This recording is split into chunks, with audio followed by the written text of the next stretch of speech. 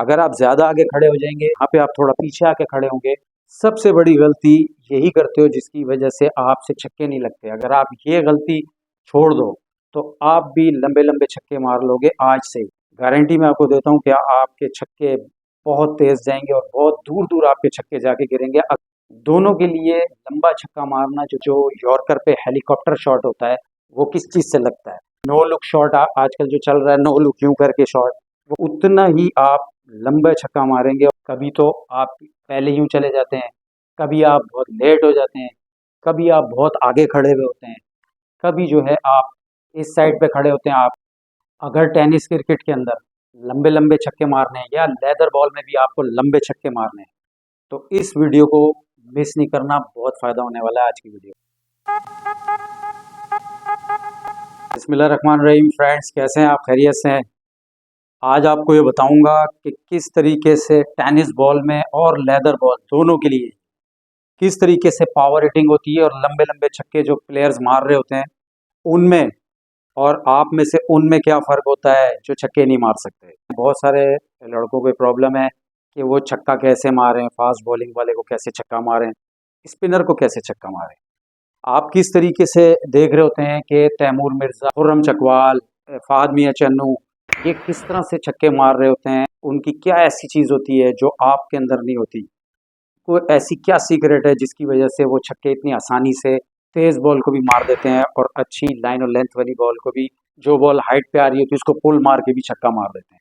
इसके 2-3 चीज़ें सीक्रेट हैं, वो समझकर अगर आपने सही समझ लिया तो आप भी छक्के मार सकेंगे। बड़े गौर से सुनना मेरी बात को। सबसे पहले तो आपका जो स्टांस है वो भले जैसा भी हो, आपने देखा होगा कि फ़ाहद मियां चन्नू जो है वो यूं करके खड़े होते हैं, यहाँ पे इस तरीके से खड़े होते हैं। तैमूर मिर्ज़ा जो है वो इस तरीके से खड़े होते हैं। इससे कोई इतना ख़ास फ़र्क नहीं पड़ता, आप जैसे भी खड़े हैं आप उसको एडजस्ट कर दें। मेरा पर्सनल ओपिनियन ये है कि आप जब भी स्टांस लें तो आप थोड़ा इस तरीके से खड़े हों, ना ज़्यादा यूँ खड़े हों और ना ही बिल्कुल स्ट्रेट खड़े हों। हल्का सा ये पाँव यहाँ रख के और टेप बॉल में ऐसे खड़े हों। एक बात। दूसरी बात इंपॉर्टेंट ये है कि आप स्टंप्स के कितने करीब खड़े हों। से मैं यूँ करके बता देता हूँ, आप कोशिश करें कि स्टंप्स के इतने करीब आके खड़े हुआ करें, ठीक है?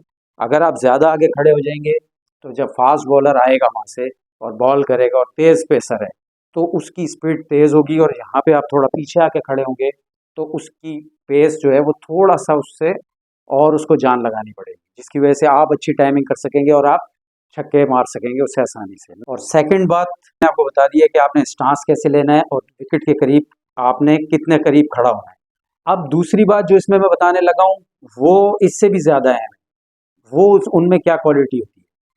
आपने अदील व्लॉग्स देख रहे होते हैं मैच, उसके अंदर देखें आप, उनके सिर्फ 1-2 बैट्समैन ही हैं जो अच्छे हैं, बाकी 7-8 बैट्समैन जो है उनके भी मैं देख रहा होता हूँ कोई ख़ास बैट्समैन नहीं है। अगर वो शुरू के उनके 2-3 खिलाड़ी आउट हो जाएं तो उनकी टीम भी जल्दी आउट हो जाती है।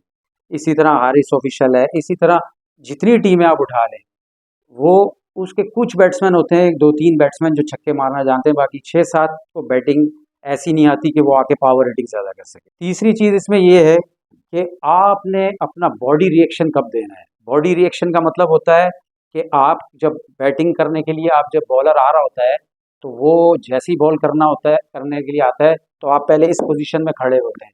आपकी ये मिस्टेक होती है कि आप जो है वो यही गलती कर रहे होते हैं जो कि बड़े बैट्समैन नहीं करते। आप कभी तो आप पहले यूँ चले जाते हैं, कभी आप बहुत लेट हो जाते हैं, कभी आप बहुत आगे खड़े हुए होते हैं, कभी जो है आप इस साइड पे खड़े होते हैं। आप ये मिस्टेक्स होती हैं। बॉडी रिएक्शन टाइम जो है वो कैसा होना चाहिए, तो आपकी बॉडी उस वक्त रिएक्ट आप कर जाती है। आप में से ज़्यादातर की बॉडी जो आप जल्दी कर जाते हैं, आपको बहुत जल्दी होती है छक्का मारने की, और वो प्लेयर होते हैं बड़े, उनको जल्दी नहीं होती। वो बॉल को आप वेट करते हैं और तब बॉडी को रिएक्शन करते हैं। उनकी रिएक्शन ऑफ द बॉडी देखिएगा, मेरी इस वीडियो के बाद आप जाके देख लीजिएगा कि उनका बॉडी रिएक्शन टाइम बहुत लेट होता है। जब तक कि बॉल ज़मीन पे आके गिरता नहीं है तो वो अपनी बॉडी को रिएक्ट नहीं करते।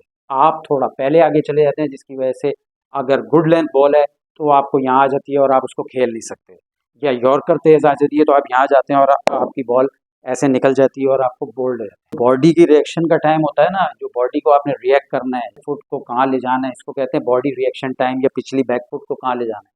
तो आपका जो ये ट्रिगर मूवमेंट है, रिएक्शन टाइम है, ये आपके अंदर किस तरीके से सही होगा, इसके लिए आपने बहुत सारी बॉलें प्रैक्टिस के अंदर वेट करके खेलना है। ये प्रैक्टिस आप थोड़ी सी करें कि आप जब बॉल प्रैक्टिस कर रहे हो तो आपने कुछ बॉलें डॉट खेलनी है और आखिरी टाइम पे बॉल जब तक ज़मीन पे गिर के उठे नहीं। जब ज़मीन पे बॉल टिप्पा खा जाता है और वो टिप्पा खाने के बाद आप जज कर लेते हो, तो उस वक्त आपने इस अपना रिएक्शन, बॉडी रिएक्शन आपकी होनी चाहिए बॉल की तरफ जाना, कि कहाँ जाना है और उसको खड़े खड़े खेलना है या आगे जाके या यहीं से उसको उठा के छक्का मारना है। और पहले से आपने कभी नहीं सोचना कि मैंने लेग स्टंप पे छक्का मारूंगा, इस बॉल पे स्ट्रेट का छक्का मारूंगा।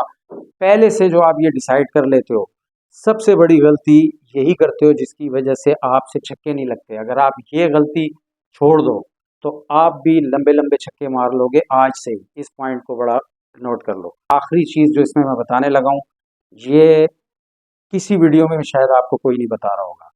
आपने इसके ऊपर बहुत ज़्यादा प्रैक्टिस करनी है और इस चीज़ को बहुत स्ट्रॉन्ग करना है। आप लिख के ले लें, गारंटी मैं आपको देता हूँ कि आपके छक्के बहुत तेज़ जाएंगे और बहुत दूर दूर आपके छक्के जाके गिरेंगे, अगर आपने ये प्रैक्टिस कर ली जो मैं अभी आपको बताने वाला हूँ। चाहे वो लेदर बॉल के प्लेयर हों, चाहे वो टेनिस बॉल के हों, दोनों के लिए लंबा छक्का मारना जो दूर जाके गिरेगा वो बहुत आसान हो जाएगा। वो करना आपने ये है कि आपकी ये जो कलाइयाँ हैं ये बहुत स्ट्रांग होनी चाहिए।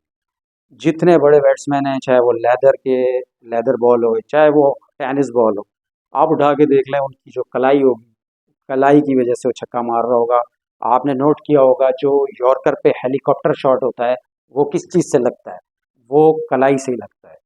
जितना भी नो लुक शॉट आजकल जो चल रहा है, नो लुक यूं करके शॉट, वो कलाई की वजह से है। और जितने भी टेप बॉल के अंदर बैट्समैनों को देख लें, तैमूर मिर्ज़ा वगैरह को, कि ये जब भी मारते हैं तो इनकी कलाई बहुत तेज़ चलती है, इनका बैट स्विंग बहुत तेज़ होता है और बैट स्विंग होता है कलाई से।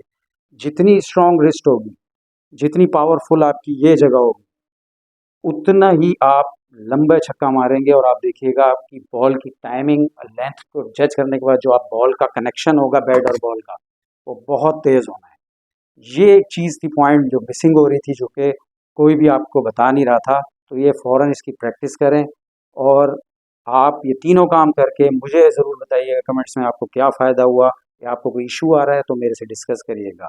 तो अगला टॉपिक कौन सा होना चाहिए, ट्रिगर मूवमेंट होना चाहिए और बॉल की टाइमिंग या लाइन और लेंथ जज करना। कोई भी प्रॉब्लम आ रहा है उसमें कमेंट्स में बताएं ताकि मैं आपको उसका उसका वीडियो बनाऊं, उसका जवाब दूं। तो लाइक कीजिएगा, चैनल को सब्सक्राइब नहीं किया तो सब्सक्राइब कर लें। अगले वीडियो तक के लिए इजाज़त दीजिए। अल्लाह हाफ़िज़।